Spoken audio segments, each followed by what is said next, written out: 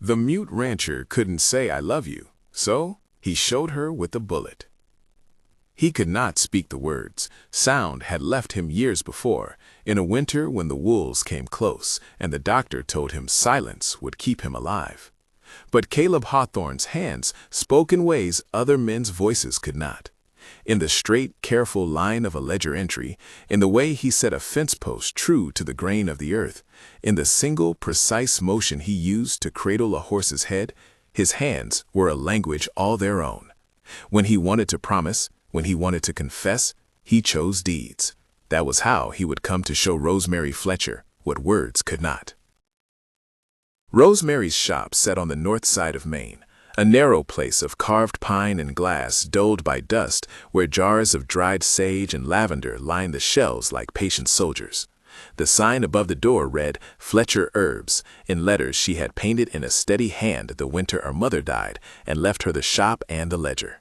She kept everything by the ledger now, payments made, favors owed, the small loans written in the margins by an uncle who had thought a pot of chamomile more a hobby than a trade.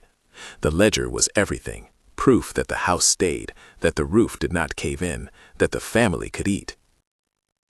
The summer of the theft was the worst weather in a string of bad years. A drought had sheared the hills we thought would always hold water. The river was a rumor of itself. Seed catalogs had prices that made folks cough and move on. Men came through town with cartloads of credit and pockets full of promises. Some of them paid. Some of them signed their names in the ledger and left. One of them took more than he intended to leave. It happened at dusk. Rosemary was locking the shop when a man with a tinny laugh shoved past her shoulder.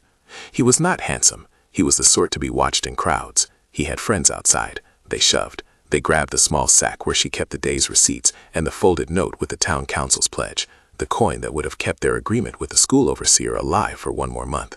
He shoved past her and the door clicked behind him and the jar of lavender trembled and did not fall. She ran after them, because that was what the body does before the mind catches up. She ran with a shawl in one hand and the ache of being robbed in the other. They led her down alleys and through a narrow lane to the common where a black cart waited and men crowded like a mob around it. She did not recognize them as Hawthorne men at first. She only saw the way their boots were caked with earth, the way they held themselves as if the land owed them repayment for a debt it had not made. One of them, a broad-shouldered rider with ash-gray hair, laughed and pushed the sack across the seat. "You brought the merchant woman then," he said, and his voice carried in the open like a whip.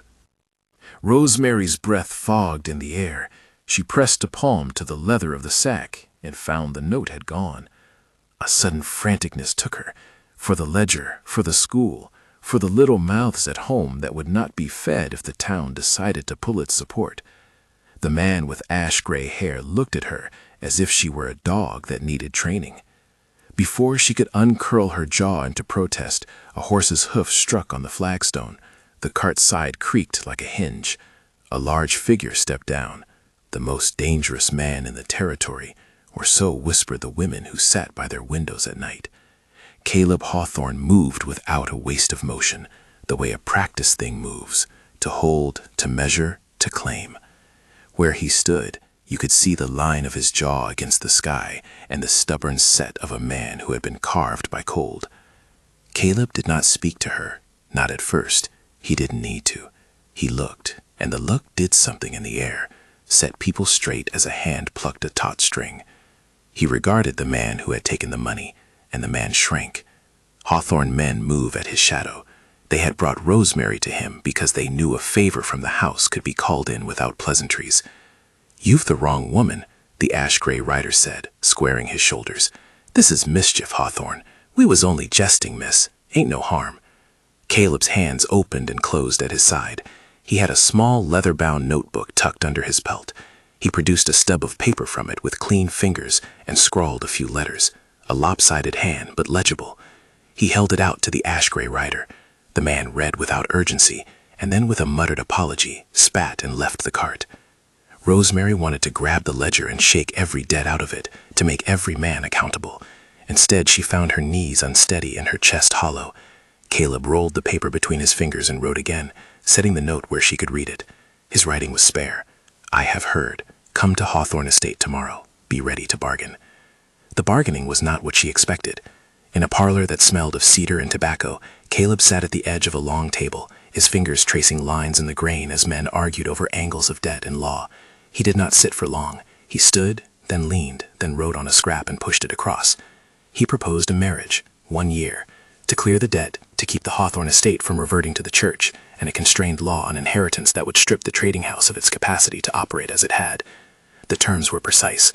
Rosemary's debt forgiven, a fund set aside for the school she'd been trying to start, a clause that kept her ledger and the rights to the shop in her name, and a request, not a demand at first, that the marriage be seen by Clara Hawthorne, the matriarch, and by the townspeople as genuine. Rosemary, who had learned the art of bargaining over the years, swapping a jar of elderflower for a yard of cloth, trading a healing poultice for a week's worth of firewood, found she had to breathe carefully. A marriage was not a trade of herbs. A marriage was a place you lived. But the ledger's margin looked at her, red marks against names, numbers that hinted at foreclosure if nothing changed, the school children counting on a small room and a teacher. She thought of the widow 2 doors down, who could not repair her roof on a loan of a few coins. She thought of her brother's cough that never seemed to leave, and of the promise she had made to her mother on the night she buried her. Do not let our deaths be more than our life. She asked for conditions. She insisted the school fund be established in writing and held in trust with signatures that could be checked by an independent man in town. She demanded that her name remain on the deed of the shop and that no Hawthorne man could seize it. She made them promise that the marriage would be temporary, 1 year, no more, with an explicit clause allowing her to leave should she choose. She asked for another stipulation, softer, a request that stung a little, that no one speak over her in council meetings because she did not know how to command room with a Hawthorne name at the head. Caleb wrote each term on a sheet and set it between them. He did not have to speak to be clear. He made his points by scratching the pen and setting its ink in lines.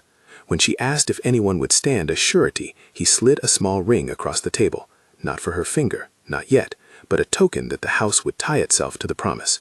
It was heavy as coin and warm as a hand left in another's for too long. She was not naive.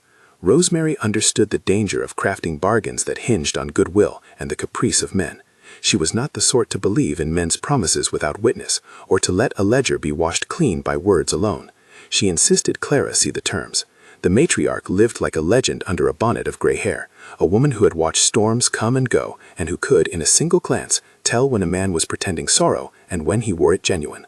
The Hawthorne name had been held together by Clara's decisions and the discipline of her eyes. The first night in the Hawthorne house, the air smelled of roast and wood smoke. Caleb offered Rosemary a small room over the stables because it kept its own warmth and because, he later explained with a terse note, his grandmother preferred refugees under her own eye. She set her herbs on a little table and placed her ledger carefully on top of a trunk. She slept with her hand over the page.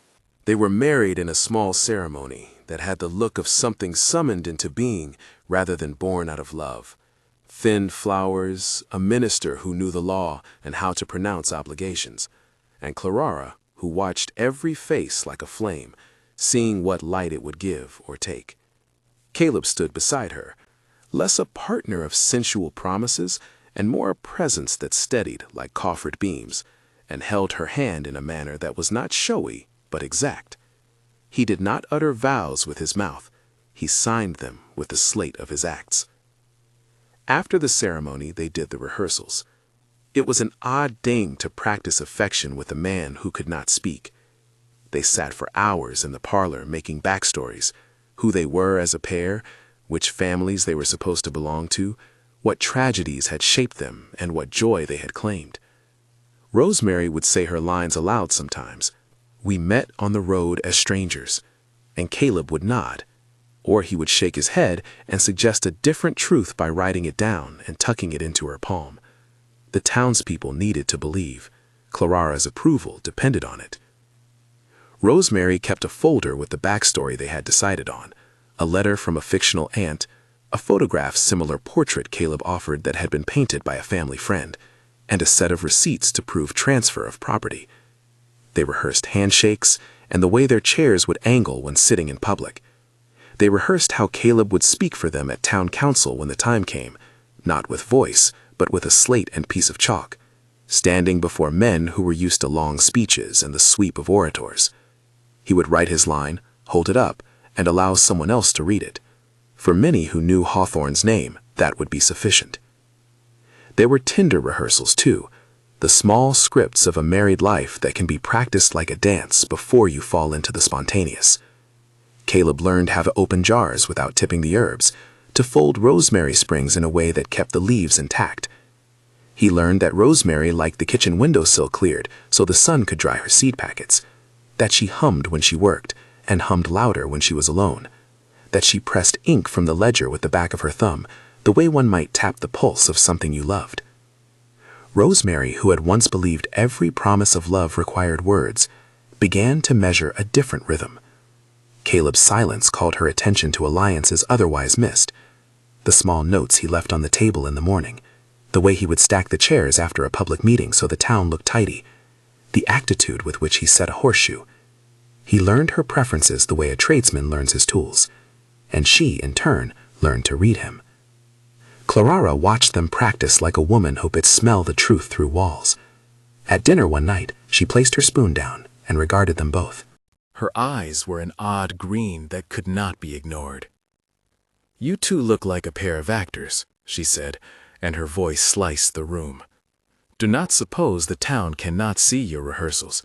I've sat through plays before and know the tricks." Rosemary felt her face warm. The rehearsed lines sat in her mouth like pebbles. "We want only to protect what is right to protect," she said. She asked Clara, gently and with the force of someone who had traded for every house she had, to recognize the school. "There are children who will not learn if the fund fails. I will not allow that." Clara's eyes softened at the mention of children. She studied Rosemary with the same inspection she used on buyers at market. "You will need to show more than the children. Show me the work you can do with my name attached to it. Show me the town will not be worse for it." Rosemary nodded. So they set a project, Aspen Grove, a piece of land at the edge of town where the Hawthorne Trading Post had long planned a summer lodging and storehouse. It was an ugly little parcel, more stone than soil, but it had a spring that could be coaxed and a stand of aspen that, if tended, would shade the place into a small garden. Rosemary proposed to reclaim the grove, build a schoolroom there, plant a communal garden, and attach a clause in the marriage contract ensuring the town's children could use it. Caleb's brow furrowed at the plan. He tapped a pencil and wrote a line that said succinctly, "We restore." It was the sort of work that required hands and patience and a willingness to sweat for months before a single bloom could be seen. It also required money. Caleb wrote checks and sent men to haul stone, but he did not order men to do it without oversight. He asked Rosemary to lead the labor, to put her name on the plans. She was, he wrote plainly, expected to have full say in how the grove would be used. That stipulation mattered to her more than the money. It meant the school was hers, not a project pocketed by the Hawthorne household for show. The early days at Aspen Grove were honest and exhausting. Rosemary stood at the front of a group of laborers, some from the town and some from the Hawthorne ranch, and read aloud instructions she had written in a hand that was neat and unfussy. She mapped out garden beds in a way that respected the sun and the soil, and she taught some of the hired men to use simple poles for seeding. The men listened because she could demonstrate, and because Caleb, who stood nearby with his coat thrown over his arm, would not tolerate foolishness among his men. There was a hard respect in his presence that kept tempers from boiling over. They discovered small things about one another between the work and the dinner pails. Caleb liked supper black with pepper and the sort of bread that fought the knife. He kept a small tin of tobacco under his bed and a rope of letters he never wrote for reasons no one could detect but them. He rubbed the stubble at the corner of his jaw when thinking. He kept a locket, an heirloom to which Clara had attached a story, and he would, sometimes, take it out and roll it between thumb and forefinger, as if testing its weight in the world. Rosemary learned the smell of him, saddle leather, the faint tang of horsehair, the dust of hay, and the steadiness of him. The whole town could see that something soft was beginning to happen. She saw it in the way he carried an extra cup to her at the worksite, in the way he would, one evening, fetch a small envelope and slip it into her jacket, a note of thanks after a long day that said nothing more than a drawn circle and the word "we." There were those who believed the marriage would end as planned, that in 1 year she would walk back to her shop and keep her ledger intact, and the school would stand as a testimony to a practical arrangement made between a woman and a house. There were others who watched with a curious impatience, waiting to see whether a man who could not speak would learn to speak with his hands in ways that changed more than the land. The rehearsals continued. Caleb and Rosemary visited Clara for dinner and allowed the matriarch to press them with questions that had nothing to do with law or ledger. Clara wanted to know what they thought of one another. She wanted to see whether the gestures were genuine. She would prod Caleb with a glance and then look to Rosemary for confirmation. Once, after a meal, she reached across the table and stuck out her finger, touching the notion of a test in a single motion. She touched Caleb's wrist and then Rosemary's hand. "Do you see each other?" she asked. It was not a request for declarations. It was a request for a kind of witness, that the bond be visible not in rhetoric, but in the quiet, in the way those two shared a loaf or offered shelter from rain. As the weeks folded into months, the town's gossip softened into curiosity. People began to bring seeds to the grove, a basket of onion sets, a tin of beans, a package of flower bulbs, as if in their offerings they were placing a bet on a future that was yet uncertain. Rosemary took each offering with the gravity of someone accepting a gift that could not be repaid. There were hard days, rain that turned the path into a sucking mud, the theft of tools by a boy who could not remember the difference between need and entitlement. Yet each morning the grove opened itself like a book with new lines, and the two of them read it together. Then, in a week that smelled of pine and the first sharpness of coming autumn, a trouble came that was not of the soil. A collapse at a distant construction site, one of Hawthorne Trading's projects, sent a ripple through town. The collapses were a rumor the size of a boulder. Scaffolding had failed, laborers had taken injuries, and a foreman named Foster, who was known for cutting corners, was suspected. Men spoke of negligence and of ledgers that omitted the cost of safety. A handful of injured men were taken to the town surgeon's modest shack, and the news arrived at Aspen Grove like a winter squall. Caleb's face hardened in a way Rosemary had seen at moments when a storm cut livestock in the night. He listened to the men come and go with their mouths full of accusation. He did not speak. He wrote and gave his notes to the foreman who had come to pledge the house's support. There were heated exchanges in the Hawthorne office. Partners at the trading post pressed him for a swift settlement, for a public statement to calm the town and protect agreements with suppliers. Some called for resignation. Others, whispering behind palms, asked whether the house's reputation might be too bruised to restore. Rosemary watched him walk the perimeter of the office, hands clasped behind his back, shoulders working under a coat that had seen too many winters. The silence that sat between them grew thick. She wanted, in a way she had not wanted before, to hear him say plainly what he meant to do. She wanted a voice to cut through the clamor and set the townspeople at ease. He did not have such a voice.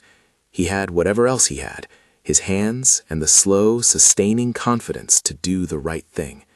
She pressed her palm to his forearm and felt wood and bone and an answer not given in speech. He looked at her with a kind of terrible kindness, and she understood, with a sadness that felt like rain, that a reckoning was coming that would not be solved by rehearsal.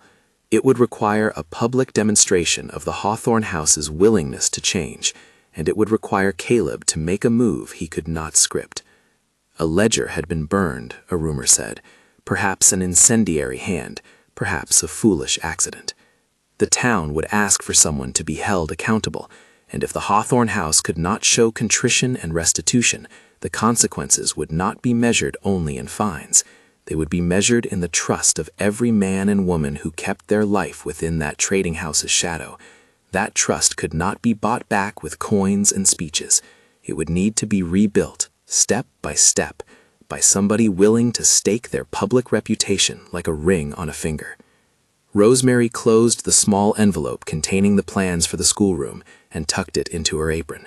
She felt the thrum of fear in her ribs, a fear that was not only for herself, but for those children who had already begun to call the grove a promise. She turned to the man beside her, who had learned to put promises into the shape of actions, and imagined the kind of act that would satisfy the town. Her mind traveled, as it often did, to the small brass case she had found in the Hawthorne stable months ago, a spent cartridge that had lodged in a beam. She had kept that small, tarnished thing like a charm, a token from a previous campaign in the house's history, a reminder of how easily force could be used and how dangerous the language of firearm could be if left to fester. The thought of a bullet had comfort and terror in equal measure in her mind. It was an object that could mean violence, but it could also be a tool, a symbol worn and repurposed. It could be used to fasten a document into a plank as a way to make the pledge indelible, or it could be fired into the sky in salute, a sound of warning that was also a promise to a people. Caleb had a repertoire of small theatrical acts that were public and decisive. He had killed no man in his demonstrations. He had, instead, learned how to mark a moment. Outside, the wind came down from the ridge and brought a chill. The town needed a sign, an unambiguous gesture that the Hawthorne house would accept responsibility and that Rosemary would not be sacrificed for show. They had a year and terms that had been rehearsed. They had a town watching. They had a matriarch who could smell pretense. At supper, Clara pushed a bowl of stew towards them and said, blunt as always, "People want to see where the house stands. They want a pin on paper and a mark to prove it. You, Caleb, are their mark. Prove it worth something." Caleb's hand moved toward his pocket. He came back with a small brass shell Rosemary had found in the stable weeks before and had tucked away in the hollow of a trunk that held linens. He rolled it between his fingers like a bead of worry, then set it on the table. He did not speak. He wrote on a slip of paper and slid it toward Clara. She read it and let out a sound that was almost like a laugh, then looked at Rosemary and tilted her head. It was a look that said, "Prepare for what is to come." The town would demand a gesture. The house would have to answer. There would be a meeting called, perhaps a town gathering at the square. People would come with questions, and injured men would come with the pain they had accumulated. The moment had been set like a trap door. Open it, and something would fall. Close it, and the pressure would only build. Rosemary ran her thumb over the edge of the brass shell. It was cold and yet alive to the warmth of the night. She thought of the children at the school, of the ledger under her pillows, of the promise that had been made and of the thing that remained unspoken. She had fought to keep her agency, to make terms and guard the school fund and keep the shop. She had loved the idea of the grove, of the first chisel stroke and the first green shoot. She had not expected when she agreed to a marriage of expediency that the thing at the heart of the Hawthorne house would demand a public sign of what it meant to be bound by honor. She looked up at Caleb and found his gaze on her, which was, for a mute man, a vast and eloquent sentence. He pushed the brass shell towards the center of the table, and the little metal glinted in the lamplight like a coin in a poor child's palm. He wrote once more, and the letters, when she read them, looked like a promise. The note said simply, and with a gravity she felt as if it landed on her chest, "I will show." If you are drawn to quiet, stubborn vows and the slow remaking of a town, stay with the story. They were not yet at the point of choosing how Caleb would show. The town meeting would come, and with it men and women who wanted a public reckoning. Foster's negligence would be discovered, or perhaps covered. Ledgers would be opened, and the names would be read aloud. Clara would sit upright, as if a thunderbolt might strike. Rosemary would be at the front of the grove, with a ledger in her arms and the school fund papers spread like a prayer. Caleb would stand behind her, with a brass shell in his palm.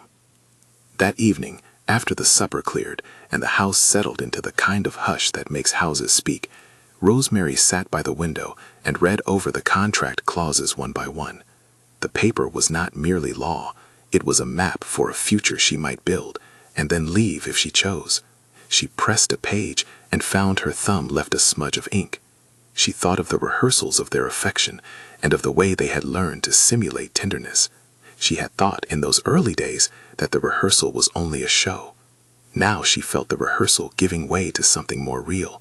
Private kindnesses, shared projects, an alliance that might, if tended, be garden. But a garden can be trampled overnight. The construction collapse had put a crowd in the streets, and when a crowd stands and watches, they crave something definite. They wanted to know whether the Hawthorne house would protect its people. They wanted to know whether the man who could not use speech could use an action that meant restitution and not spectacle.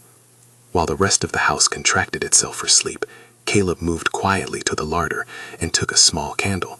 He used the light to thread a needle and sew a small leather pouch into his jacket. He tucked the little brass shell inside, and then, as the lamp guttered, he wrote, "The neat slant of a man who had always used his hand to say what his throat could not," a short line, and folded it 3 times. The words were not for his grandmother or for Rosemary, but for himself, for standing. He did not yet know what standing would cost. He only knew it was necessary. In the dark, Rosemary imagined it could be a fired salute to announce a promise, or the insertion of the shell as a token on a plank that would be nailed into the town square, or even a clever act to cut through a rope and free someone in peril without injury. Each idea carried with it a different meaning in the town's eyes. Each would change how people would remember the day the Hawthorne house either fell or was redeemed. Rosemary rolled her ledger shut and listened to the Hawthorne house breathing in sleep. The wind moved the aspen leaves beyond the glass and made them whisper like a congregation. Somewhere, a horse shifted in its stall, and the sound walked across the night. In her palm, the brass shell seemed suddenly as heavy as a future. They had taken a bargain, and words would not be enough to unwind it. They would need work and a public act. They had, in the hollow of that small room over the stables, and in the lined face of the Hawthorne matriarch, the makings of either a salvage or a ruin. The ledger page remained under her pillow, edged in ink. Outside, under the silver of a half-moon, men in the town gathered, and rumors migrated like birds preparing for storm. By morning, when the sun unrolled across Aspen Grove and frost still glittered on the newly placed fence, a rider would arrive who claimed to have seen Foster leave the scaffold in a fury hours before the collapse. The town would sharpen itself into opinion. Some would defend the house, some would call for blood, figurative, not literal, in the form of resignations and public recompense. Rosemary rose early and wrapped her shawl around her shoulders. She walked to the grove with the ledger tucked under her arm and the sun cutting the field into bright and shadow. She thought, as she walked, of a spool of thread, how one loop can pull together 2 pieces of cloth. The town might tear at the fabric of Hawthorne if Caleb did not make a stitch that could not be unpicked. Caleb found her at the spring, kneeling by the water and testing the width of a plank with a small plane. He did not speak. He offered instead a wrapped thing and a slip of paper on which he had written, in that precise and merciful hand, names of men to be given priority in compensation. He had already set his hand to the ledger in his own method, tracing lines, arranging the accounts. He had decided that the house would not hide its errors. Rosemary looked at the slip and swallowed. It contained numbers that would take them half their savings, that would put strain on the trading post's ledgers, and perhaps lead to men being asked to work for less at first, but it also offered a plan for restitution. It was a beginning. "You cannot speak it," she said quietly at last, "but this will speak to them." Caleb's eyes were a quiet harbor. He nodded slowly, and for the first time in months, Rosemary felt she could imagine what the sound of his voice might have been like, steady, anchored, full of the same weight his hands carried. They did not know then how wide the damage was, how fierce the town's hunger could become for an accountable answer. They did not know how the act Caleb will perform, an action chosen instead of the words he could not provide, would be received. They only knew that they had set themselves on a course that would bring them into public light, and that some gestures once made could not be taken back. On the eve of the town meeting, as the sun slid behind the ridge and the aspen leaves became pages in a shifting book, Caleb took the brass shell from his pocket and set it on a flat stone at the grove. He placed beside it the list of names he intended to recompense, and the signed ironclad clause that ensured Rosemary's school fund remained untouched. He pressed the shell into the dirt and capped it with a small board, on which he wrote in bold strokes words that any who passed could read. It was a private ritual he performed with such care that Rosemary, who watched him from the edge of the work, thought she understood then that this silent man had a vocabulary of promise that did not need to speak. Caleb turned to her and lifted his hand. His fingers made a small circle, then flattened like the turning of a page. It was the sign he had used when he wanted to ask forgiveness. Rosemary stood and placed her hand in his. They stood like that for a long moment, the two of them in the doorway between the private and the public, holding as if their fingers were stitches. They would soon be called upon to show what they meant. The town would gather. Clara would be there, as she always was, to judge not only the act but the meaning behind it. Foster's name would hang over them like a shadow. A single act could change everything. A bullet fired into the air as a salute, a shell embedded in the plank of trust, a rope cut in rescue. Each choice had repercussions. When the sky finally took the deep blue of evening and the lamps were lit, the grove smelled of damp earth and the sweet tang of crushed rosemary. Caleb walked away from the stone and toward the house, leaving the small brass shell where it lay, pressed into the earth. He moved with the deliberation of a man preparing for something necessary and inevitable. Rosemary watched until he disappeared, the line of his shoulders swallowed by the night. And then, as if some internal bell tolled, she gathered the ledger and the fund papers and went back to the house to prepare her words for the meeting. She would not speak for him. She could not. She could only present the ledgers, the plan, the list of names for compensation, and the truth that the school's money was set aside. The rest would be up to the town to accept or reject. The rest would be up to a man who could not say, "I love you," but who might, by the morning's light, show what that love could mean when tied to a promise that cost him something.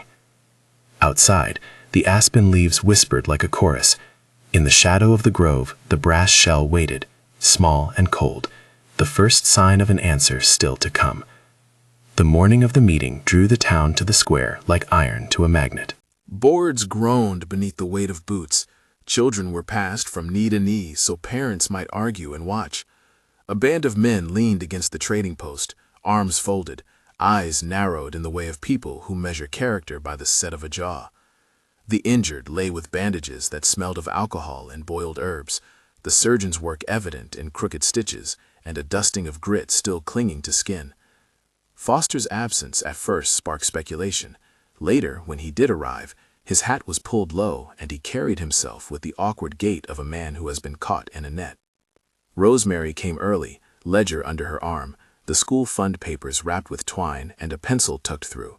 Aspen Grove was not yet a garden to the town, it was a promise in soil and stone. She stood where she could see the trading post and the Hawthorne carriage house at once. The air was sharp with cold and with expectation. Men from the ridge, women with shawls knit tight against the wind, tradesmen whose fingers still smelled of pitch and iron, they had come to see whether the house that had been so long the town's backbone still had a heart. Caleb arrived without fanfare. He dismounted at the edge of the square and led his horse by the bridle. There was a hush when he passed. The simple habits of a man who moved with care make room for attention. He had the same steady, implacable face he wore in the grove, brows drawn small, shoulders squared. He did not speak to the crowd. He did not need to. His presence read like a sentence. Rosemary met him near the stand where the minister had placed a table for documents to be read. A hush tightened again as Clara took her place on a bench, like a judge who had been chosen by weather and by time. Her bonnet was small. Her hands, folded in front of her, were the hands of a woman who had mended more than patchwork over a long life. Reverend Matthews cleared his throat and began with the formality of law and the softer edge of a man who believed the word was a bridge even when voices failed. "We are gathered," he said, "to hear testimony and to seek an account for what happened at the construction. This meeting will decide how to proceed and what recompense is just." A murmured exchange traveled like a current. Foster's foreman, a blunt-faced fellow named Merrick, stood up first and tried to foist blame on shortage of tools, on bad weather, on men who did not listen. Men in the crowd hissed. A voice, low, roughened by wind and the work of 1,000 days, rose from the back. Jackson, a rider who had for years run messages between the mountain cabins and the town, spoke in a clear, ringing note that carried. "I saw Foster at the scaffold that morning," Jackson said. "He left in a hurry before the collapse, and I saw him take down bolts he said were unnecessary. He looked at Foster and did not look away. He told a man to save the nails for the beams." The hammer's ring struck the square with an ordinary sound that in that moment sounded to everyone like verdict. The town felt it in the ribs. It was a quiet thing, the drive of a nail, yet more telling than 100 speeches. Men blinked. Tears rose in some eyes. The shell, the bullet, tarnished and small, was now embedded in the plank, a metal pin fastening the ledger of restitution and the trust covenant together. Caleb set the papers on the plank, then placed his palm upon them as if to press his name into the same space the way a signet does. He wrote with the small paintbrush of his hand, carving his promise into the wood with a knife careful and steady. For the town, for the children, for what must be mended. Clara rose. She approached the table and put her hand over his. For a breathless moment, the town waited to see whether she would scorn or whether she would accept the mark. Her mouth moved, and she spoke in a voice everyone had learned to heed. "The house keeps its mark," she said. "This will be lodged with the town clerk and the overseers. Foster will be brought to account. Hawthorne Trading will establish the trust and allow oversight, and Rosemary Hutcher will be made co-trustee for the school fund. If anyone here wishes to oppose, speak now." Voices rose and fell. Complaints shifted into negotiations. Foster protested, and evidence piled. Men who had seen shortcuts were called. A ledger was produced with entries that showed where the accounts had been trimmed. Foster's defense thinned like a house on a stormy night. Faced with witnesses and the public plank with its shell, with Clara's blunt sentence and Caleb's visible hand-stamping of the papers, he found himself without the theater of deflection. Whether from shame or from the honest alarm at what his corner-cutting had done, he offered to accept the consequences and to aid in repairing what he had damaged. The town, with a rough justice, set a schedule of fines and stipulated that Foster must work under supervision and that the injured would be compensated first. The meeting did not end with cheers. It ended with a tired, well-fought calm. Men drifted away, satisfied that some measure had been taken. Others remained skeptical that a nail through a shell could do much long-term. But actions, when they are clear, set a pattern. The plank with its shell was taken by the clerk, placed in the trading post where documents were kept under lock, and the trust was established. The Hawthorne partners signed with their marks. Rosemary's name lay heavy and plain among them. She felt the weight of it in her palm like a stone she could lift but not hide. She had not spoken for him, and he had not spoken for himself, but a plank with a bullet anchored inside it had become their common language. After the meeting, as people dispersed and the sky over the square turned thin with the cold that prefaces a thaw, Caleb mocked Rosemary to the edge of the crowd. He had the small leather pouch he had sewn his brass shell into. He handed it to her and wrote a line on a piece of paper. "Keep this." She took the pouch and placed it in her palm. It was not flamboyance. It was a relic pressed into trust. "You did not say it," she wrote back on a scrap and tucked it where he could read. The scrap said more than 1,000 spoken words might have. He took it and tucked it into his coat near the locket Clara had given him. He made the small circle finger flatten motion Day had taught to mean the same as stay or I am here, and Rosemary understood with a clarity that trembled. The next days were a storm of labor. The Hawthorne trading partners rearranged the books. Men came from the ridge to shore up scaffolding, to mend roofs, to change the way they measured safety.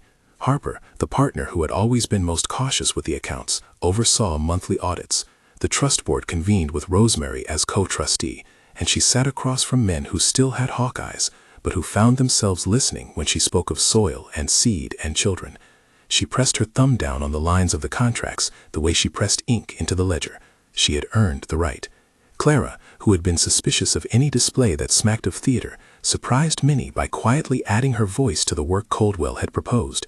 She demanded a clause in the trust that all repair contracts would be inspected by a group including laborers and townsfolk, not only the partners' appointees. It was a small victory for a town that had lived for generations at the behest of a house. It was also the slow remaking of power into shared responsibility. Caleb's way of engagement changed in little, steady ways. He was more present than before. He came to morning inspections and to the school planning meetings with a slate and chalk, and if he could not make a case with speech, he made one with the tangibility of his acts. He walked the scaffold at dawn, pinching a man's cheek like a teacher might when he wished to startle attention, and he slept later on the porch to practice patience with men who feared changes to the old order. He wrote notes that were blunt and effective. "We will pay, we will fix, we will learn." They were not the declarations of a lover, but they were commitments he could keep. And yet the town watched him in ways that made him uneasy. Men needed a demonstration of character no ledger could offer, not merely an admission of error, but an unmistakable sign he would stake himself for those he loved. For Rosemary, the act of the plank had been enough to keep the school fund safe, but she felt in quiet hours the stillness of a man who could not say that he loved her. It remained a quiet ache, a place where rehearsal had not entirely given way to the spontaneous. Winter gave up its hold and the first crocuses pushed through the grove. The schoolroom was still a skeleton of beams and fresh-cut boards, but children came in the mornings to sweep with little brooms and to listen to Dorothy Barnes' stories about days past. Dorothy, who mended everyone's stockings and made jokes that grew like bread, was there weaving the children into a calendar of duties and delights.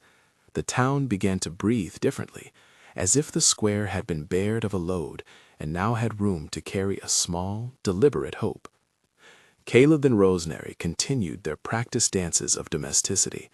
There were strange little rituals between them. He would leave a scrap of string tied in a certain knot at the doorway if he would be late. She would fold a napkin into a shape that meant for them patience. Their tenderness came in the shape of grains of honesty stacked daily. He taught a handful of men how to file a horseshoe properly. She taught a group of boys how to remove birds from a radish without bruising it. These were the private touches off stage that made their public gestures credible. As spring worked its way into the bones of the town, an invitation arrived. Clara insisted on a small ceremony to mark the Trust's charter and the dedication of Aspen Grove's first classroom. It would be simple, she insisted, because simplicity often means sincerity.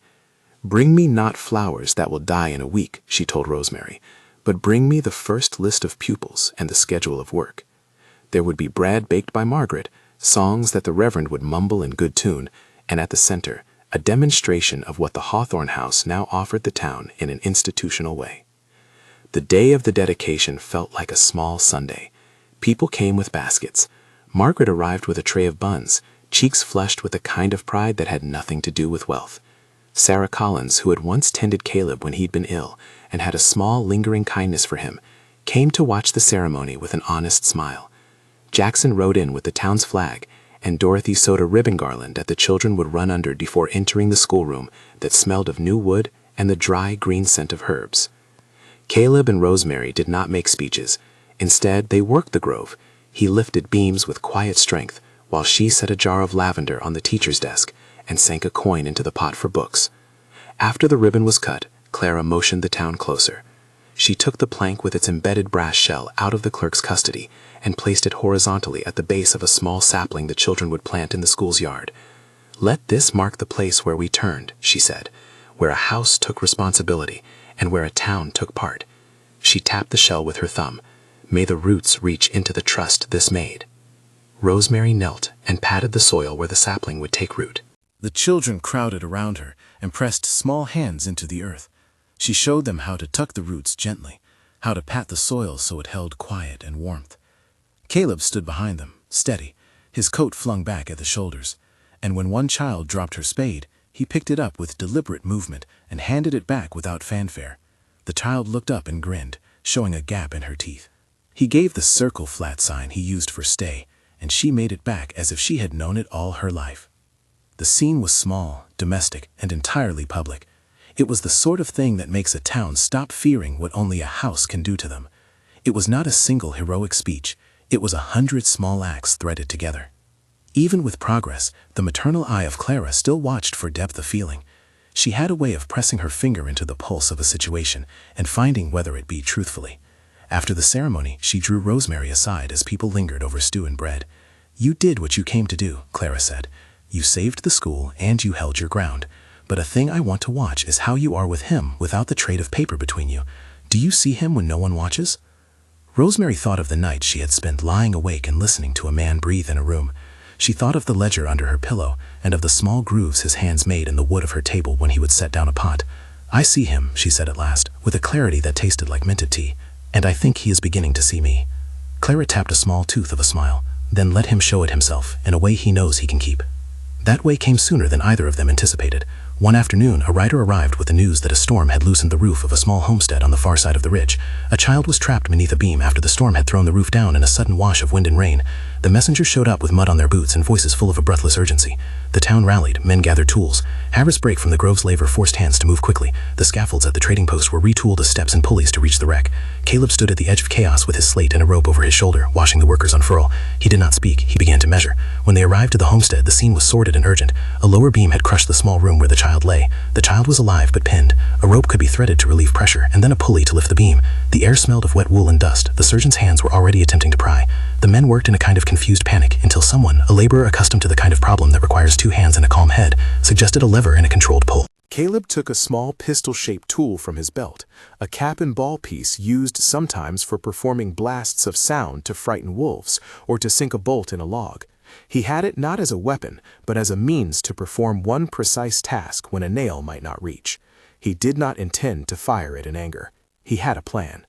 He set a thin line across the beam in such a way that a careful single strike, a controlled blank that made a report and loosened a cord wrapped around the beam, would force enough slack for the men to wedge the plank free without flinging the timber into the child. Hands steadied as if they had been guided by a string. Caleb checked the placement and signaled with a small nod. He took a breath, the kind that a man who cannot speak uses to measure himself, and fired a single controlled charge into the air. It was not a shot meant to hurt. It was a measured sound and an impetus. The cap cracked like a bell, the rope slacked, the beam shifted by a fraction and then was slowly raised by pulleys. The child, coughing and white-faced but alive, was pulled free. The town around them exhaled as if it had been holding its breath since the trading post had been built. Later, when the child slept in the small house with a blanket warmed and tucked, the mother said out loud to Caleb, "You saved him." The words were a gift. Caleb, who would have blushed if he had a visible flush, instead put his hand on his heart and then extended his palm toward Rosemary. He pressed the spent brass shell between his fingers and held it up for her to see. He had taken another shell from his pouch, identical but not the one embedded in the trussed plank, and he pressed it into her palm. She felt its warmth, the ridged rim, the weight of it like a coin. He then drew a thin strap from his pocket and with fingers that had steadied scaffolds and written ledgers, set the shell into a small leather locket and tightened the strap. He handed it to Rosemary. On a scrap he wrote 2 words and folded them in a careful, deliberate way. When she read them out loud to a woman at the doorway who could not read script quickly, the woman said, "For yours." Rosemary looked at Caleb, then at the locket, then at the sleeping child. She felt the whole house of herself tilt toward the man she had come to depend on. This was the sort of gesture that meant something greater than a declaration of love. It was an offering that said, "My instrument, used to do harm by other men in other times, is now remade to hold you close." He could not say the words, but his hands, which had been his vocabulary all along, had retooled the language. The town began to tell the story of that day in the way towns tell a weathered miracle, not with brass trumpets, but with the matter-of-fact roll of detail. He fired a shot, men would say. It was a warning, a rescue, nothing hurt. Women would add, and he made her a locket with it. Children learned to call Caleb Hawthorne the man whose hands fixed not only beams, but the way a house stood in the world. There was a small celebration that evening, not a parade, but a supper, where the partners and townsfolk ate together in the new schoolroom. The plank, with its embedded shell, rested on the teacher's desk like law and like promise. People sat closer than suits of business had ever allowed. Mayors, farmers, women with baskets, the injured who had been paid, and the men who had once jeered at Hawthorne's name. They laughed and ate in the manner of people whose lives are rebuilt by the same spoons. That night, as they cleared plates and the candles guttered, Clara took Rosemary's hand in hers and drew the young woman into the corner. "He cannot say it," she said simply, the honesty of her tone like a stone smoothed by rivers. "But he will make you a life that says it back to you. That is the work of love, not the words, but the ground we walk on, the steadiness we give, and the ways we repair when we break things." Rosemary looked at the Hawthorne man across the room, who had become for her first a bargain, and then, more reluctantly, and later with a small, soft fullness, a partner. He sat with a plate balanced on his knee, his mouth quiet, his eyes on the way light caught the edges of the boards. She thought of their rehearsals, the false scenes that had unwound into real small mercies. She thought of the plank with the shell and the child freed by a measured report. The ledger under her pillow, with its faded pencil marks and the thumb-smudged ink, felt aligned now with the man who had once been only an instrument of power. The year that had been agreed upon in their contract narrowed and then expanded into something neither of them had planned. Contracts do not always anticipate the quiet ways a person can soften another. The Hawthorne partners continued to manage trade, but they did so with oversight, and the trust became a real entity that held not only money but the town's confidence. Men who had once feared losing their jobs now found themselves on committees that decided which contractors to hire and how to keep scaffolding strong. The trade that had fed the town changed its vocabulary to include words like safety and oversight and share. As the trust took root, the marriage they had rehearsed began to be lived honestly. Vows, which had once been a practical blurt of law, now became a matter of shared work. they did not retake vows in a showy fashion. Instead, when the first summer of their arrangement passed, they marked it by planting a formal garden at the grove. It was Rosemary's idea, a circle of herbs and flowers that would supply the school kitchens and the house's medicine chest. They invited the town not to a spectacle, but to a potluck. Each family contributed a plant and a promise to watch a patch. Clara walked the beds and hummed a low sound as she named the herbs. At dusk, after the last of the guests had left, and the children had been tucked into bed, and the smell of bread had settled into the walls, Caleb and Rosemary sat on a bench in the garden. The locket with the second shell hung against Rosemary's throat like a small, honest thing. She had the ledger now, kept at the grove for convenience. She opened it and let her finger rest on the margin where the red marks had once indicated peril. The marks were faint now. Caleb reached for her hand. He took from his pocket a few folded notes he had written over the months, lists of things he had learned about her, the days he had noticed her kindnesses, the small matters of which he had been ignorant and now treasured. He had used words elsewhere in the town, but these notes were private. He placed them in her palm. They were poor in language but rich in accuracy. She read them, each line a small confession, and folded them back into her pocket like seed saved for planting. "Do you regret it?" she asked, the question not needing the cadence of speech. It was not whether she regretted the contract. She meant whether he regretted any of the choices that had been part necessity and part heart. He answered by pressing his forehead to hers, a gesture he had learned for apology and for intimacy, and used now as a communication of depth. It was his way of saying more than the sum of words. The sky above the grove was a dark silk woven with stars, and the aspen leaves murmured. In time, the marriage that had been counted as a convenience became a deep partnership. They did not speak of love in the public sense. There was no need. It was evident in the way Caleb set a kettle on the hearth for her 2 minutes before she asked for tea, in the way Rosemary trusted him with the woodwork and the ledger, and a curtsy of authority when the partners tried to elbow out community oversight. They argued, too, over accounts, over whether to hire an expensive craftsman, over the best seeds for the garden, and in those arguments they discovered temperaments that made the other better. He had a stubborn economy of words, she had a fondness for negotiation. They shaped one another with a steady and exacting hand. The town, too, changed. Hawthorne Trading put up a ledger board at the post that recorded contracts openly and invited the public to raise grievances at monthly meetings. Men who had once been frightened now took part of the economic decisions that shaped their labor. Women who had once been relegated to the backbenches now came to the schoolroom and learned bookkeeping and the rudiments of managing a trust. The grove had become a place where people mended what had been broken, rather than simply repaired the surface. Years later, when the garden at Aspen Grove had matured into a patchwork of beds that fed dozens, Clara set a small party. She announced with her usual bluntness that while she might be old and her knees might ache, she wished to see something to mark the passage of time. She wanted to witness how a house and a town had been altered by accountability. She called people who had once been opposed to the trust and who now were invested in its success. There were speeches, short, honest, and bread shared among hands that had once shaken with suspicion. When the moment of toasting came, Clara raised her cup and turned toward Caleb and Rosemary. "You two made a bargain that cost a woman her voice and a man his silence," she said, the edges of her kindness rough with truth. "You both earned what you built. A man who cannot say what he feels can still be a man of his word. A woman who demanded a school has given a village a future. You are not the same people who sat at a parlor table once upon a time. You are better."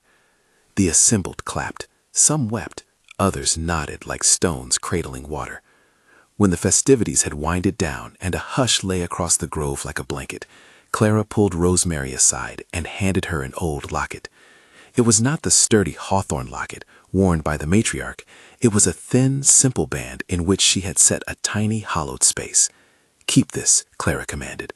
"A thing that can hold a token is often worth more than the token itself. You're to keep it for the children of this town. Let them place in it what they choose." Rosemary slipped the locket on and thought of how Clara had watched them from the start, as a guardian who would allow nothing false to stand. She thought of the brass shell in the trust plank, of the shell in the locket that she carried for safekeeping, and of the second shell that had been used in the rescue. These were small things, mundane and metallic, and yet they had become like ledger marks across the course of their lives, marks that recorded an altered trajectory. Time is a patient thing. The Hawthorne house settled into the rhythm of being accountable. Foster, who had initially been scapegoated by gossip, did his term under supervision and later took his place as a worker with a humbler gait. He learned to be watched and to be better for it. Merrick, who had been blunt-faced in the beginning, became adept at safety because of the oversight he could no longer escape. The injured men returned to work where they could and were assisted with lighter tasks until their strength returned. And the love between the two main players, the herb woman who had bargained to save a school and the mute rancher who could not say what his heart felt, changed in ways that were not melodramatic. Their intimacies were the quiet kind, notes left in pockets, thumbs that smudged the edges of ledger pages, hands that spoke. Once, on a winter night when frost had rimed the window panes and the house smelled of stew, Caleb sat by the hearth and made a small ring. It was not a flashy ring. It was a band of wood from a tree that had been struck and spared, hollowed and smoothed. He bored a tiny hole into the wood and set inside it a minute brass shell, the kind that had ceased to be ammunition and become something else. When he placed it into Rosemary's palm, she laughed at its gentleness and wore it on a fine leather cord as if it were a jewel. That night, they did not make grand promises. They sat and mended a pair of boots together, and that mending felt like a vow. The years brought small children to the grove. The schoolroom saw a succession of teachers, some stern and some fond, and the common garden fed bellies and offered a curriculum of work to the town's youth. The trust became a model for nearby settlements, which sent writers to learn how a house could be held accountable to the town it served. The final chapter of their long, small miracle happened one autumn when the town decided to formalize what had been made informal. They called it Rosemary Commons, a building that would house the school, a communal kitchen, and rooms where tradespeople could teach apprentices. It would also provide a public ledger room where anyone could inspect contracts and records. The Commons had been funded in part by the trade profits, now rerouted through the trust, and in part by the small earnings of townsfolk who had joined in and donated skills and labor. On the day of the opening, the grove was full of people. Children ran between the beds like quick birds. The bell that had once hung at the trading post now sat in front of the Commons and rang clear strokes to call the town to assembly. The ribbon placed across the Commons door was a thing of blue and white, simple as Clara had insisted. Margaret brought a loaf of bread shaped like a heart, and Dorothy sang a nonsense tune that nevertheless made the children clap their hands. Caleb stood with Rosemary at the threshold. He did not speak. He took from his pocket a small plank he had carried since the first plank with the shell had anchored the trust. On it he had carved in letters neat and small their names and the date the trust had been established. He had embedded in the center the same sort of brass shell he had used before, another small token that had been hammered and made to hold. He placed the plank above the Commons doorway, next to Clara's own mark. He hammered it in with a single steady stroke, and the echo rolled down the street like the sound of a bell. The people cheered, some louder than others, and the children tugged at their parents' hands to be the first inside. Rosemary took the keys from the Reverend and turned the lock. They walked in together, palms brushing, and the room greeted them with the scent of warm bread and new paint and the low hum of a town made willing. In the weeks that followed, the Commons became a place of instruction and of market. Caleb taught the boys to shoe horses with a patient devotion and to take the work slow. Rosemary taught the girls and boys to tend seedlings and to brew a comforting tea for those who were ill. The two of them supervised the trust and the Commons and continued to do their quiet work. Years later, when they both were older and their hair had silvered at the temples, Clara sat in her rocking chair and watched the children plant a bed of rosemary that would one day become a living fence between the Commons and the grove. She smiled often at shadows in the yard where she could see the two of them, the mute man and his wife, walk and bend and plant. There was a sense among those who had known the old ways that something sacred had been mended. A house that once lorded over lives had been turned into one that served him. Rosemary and Caleb did not fill their days with proclamations. They filled them with the ordinary faith that people can be remade by work and by the presence of one another. He never learned to say, "I love you," with his mouth. He did not need to. A bullet had been made into a seal, then a locket, then a knot in the strap of daily life. It had become a symbol of how the tools of power can be repurposed to hold promises. In the evening, when the children were washed and the commons quieted, Caleb would sometimes take Rosemary's hand and lead her to sit where the aspen trees chattered in the dark. They would watch the moon cut its path across the sky, and he would demonstrate, in the small gestures he had taught over the years, how his heart moved toward her. She would read the little notes he left for her and feel the steady pulse of a life pledged. Their affection, once a rehearsed performance meant to fool a grandmother and a town, had become a domestic covenant of mutual work and care.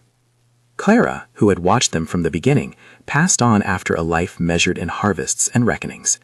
At her funeral, the town gathered as they had for meetings and for planting. They gathered to mourn not only a woman, but the end of an era. In her will, she left a small sum to the commons and the instruction that her name be paired with the grove in the building's records, Clara Hawthorne, guardian of the town's conscience. At the graveside, Caleb, who could not bring himself to speak a long eulogy, set a single brass shell on the coffin, as an old custom some small folk practiced, a token of continuity rather than ammunition. Rosemary placed a sprig of rosemary on top, simple and aromatic. The town kept moving forward. Children grew up and taught others, and the commons continued its slow work, feeding, teaching, mending. The plank with the original shell remained in the trading post for decades, a record of a day when a man who could not speak decided to make his word visible. People still came to see where the trust was first sealed, and those who had not known the days of quick discretion learned that accountability is a steady companion, not a sudden miracle. On the porch of the Hawthorne house, in the late years when Caleb's shoulders grew a bit more narrow and Rosemary's laugh sometimes faltered with age, they sat and watched the garden.